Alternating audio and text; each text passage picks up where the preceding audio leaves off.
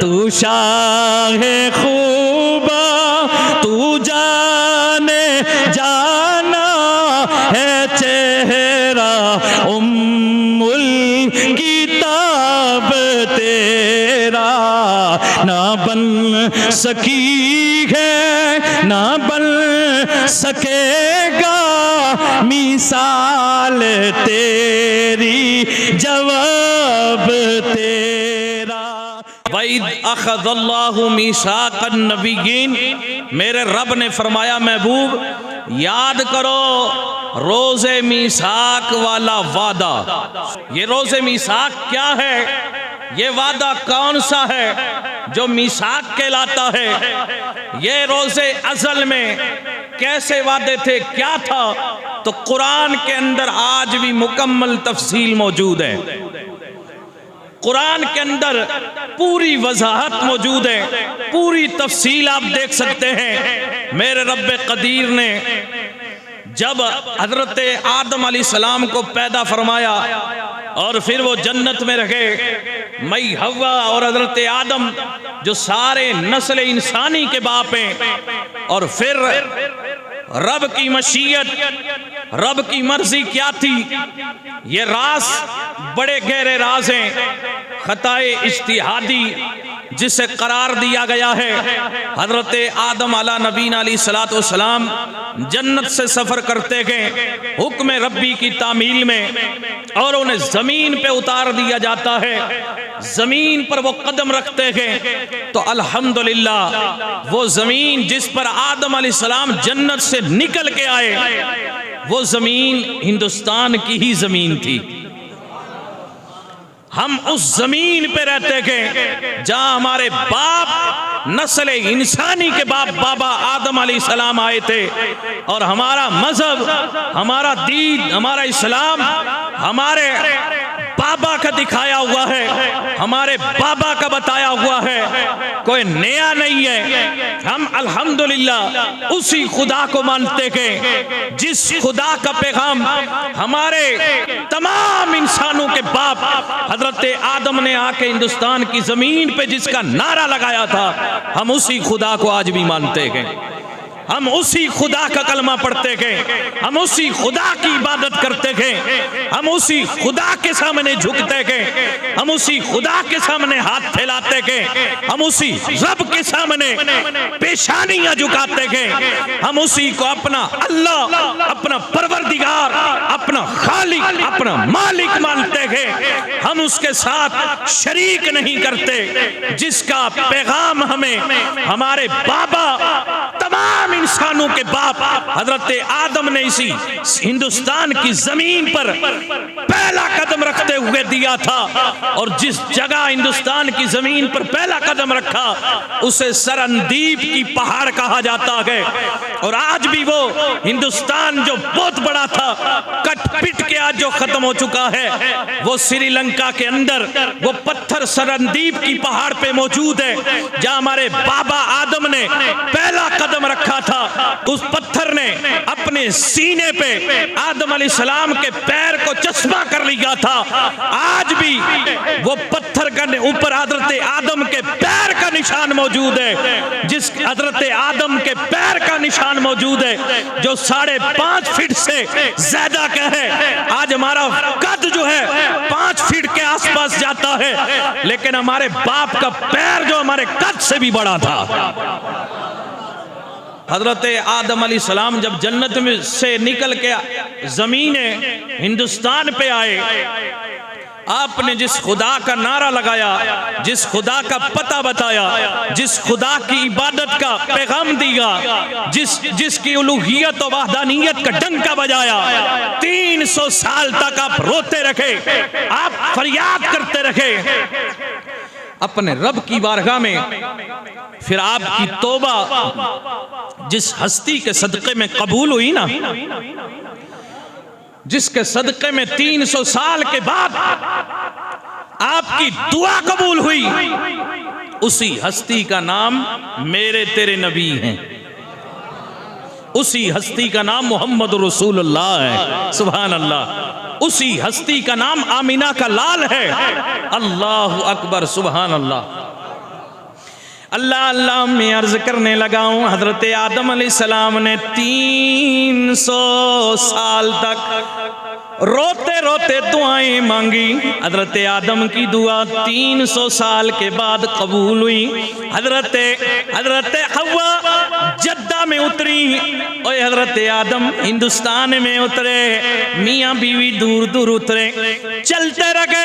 300 साल तक आपस में मुलाकात नहीं हुई, दूरियां रही, वो उधर रोती रही, ये इधर रोते रहे।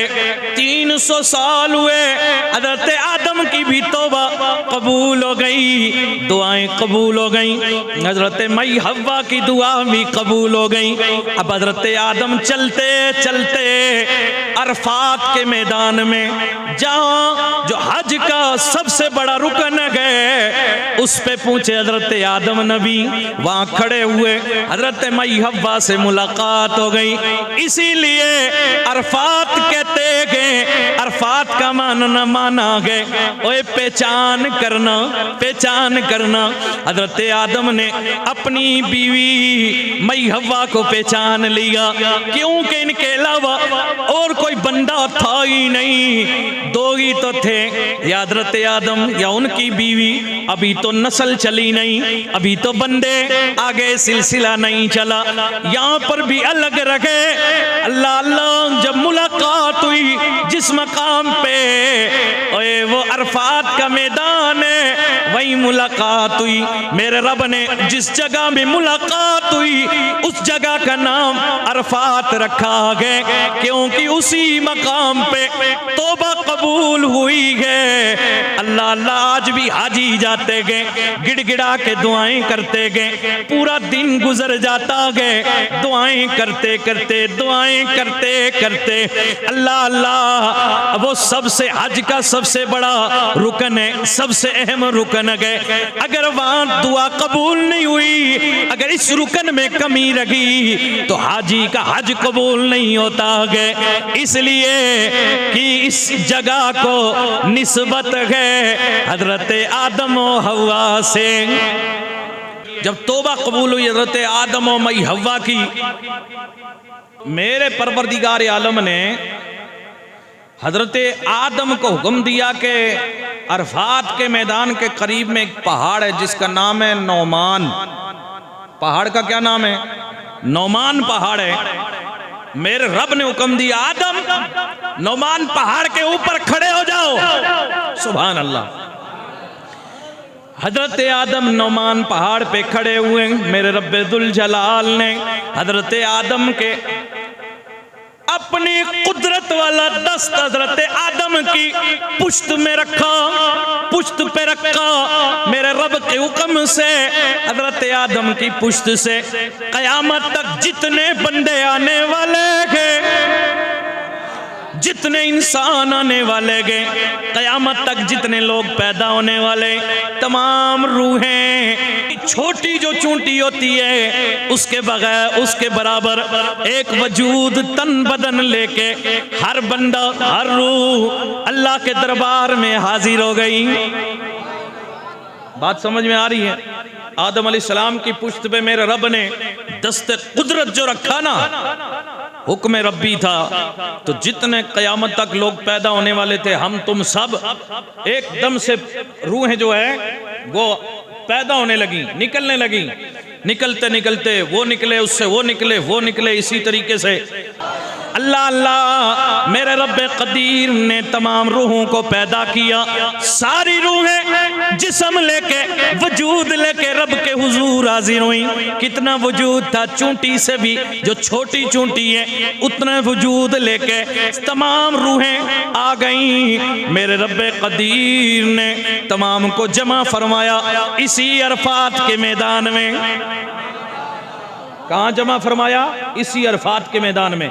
और ये भी याद रखें, कयामत आने के बाद जो मैदान महशर बपा होगा, मैदान हशर बपा होगा, ये भी अरफात के मैदान में होगा।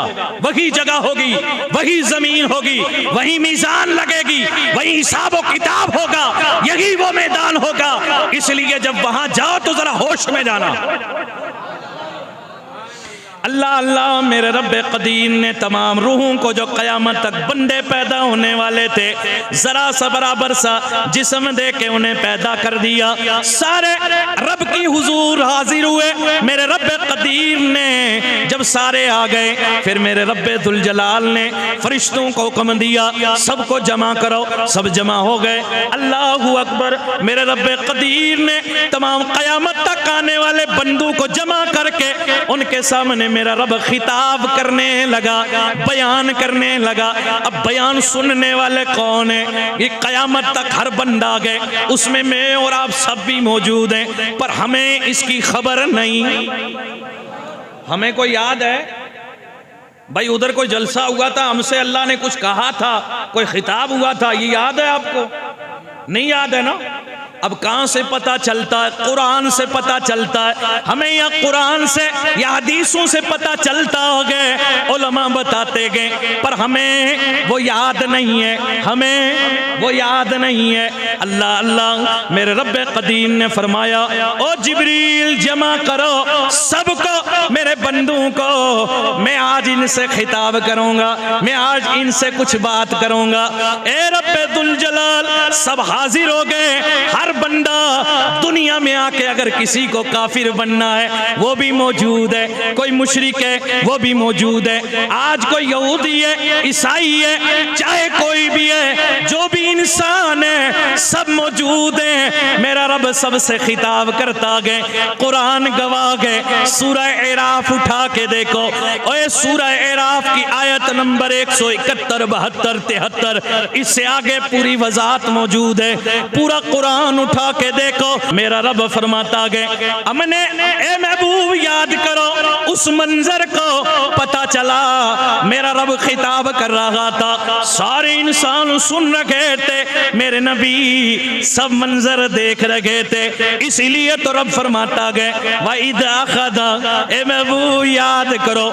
याद वो करता है जिसे मंजर जिसने देखा हो, जिसने मंजर पढ़ा हो, जिसके सामने हालात हुए हो। पता चला मेरे तेरे नबी के सामने ये सब हो रहा था। इसलिए उधर भी फरमाया अखद रब्बुका मिन बनी आदम, और इधर भी फरमाता है वइद अखदल्लाहु मीसाकन नबिय्यीन। दो जलसों का मेरे रब ने जिक्र किया गया। पहला जलसा तौहीद वाला, दूसरा जलसा मेरे तेरे नबी के मीलाद वाला।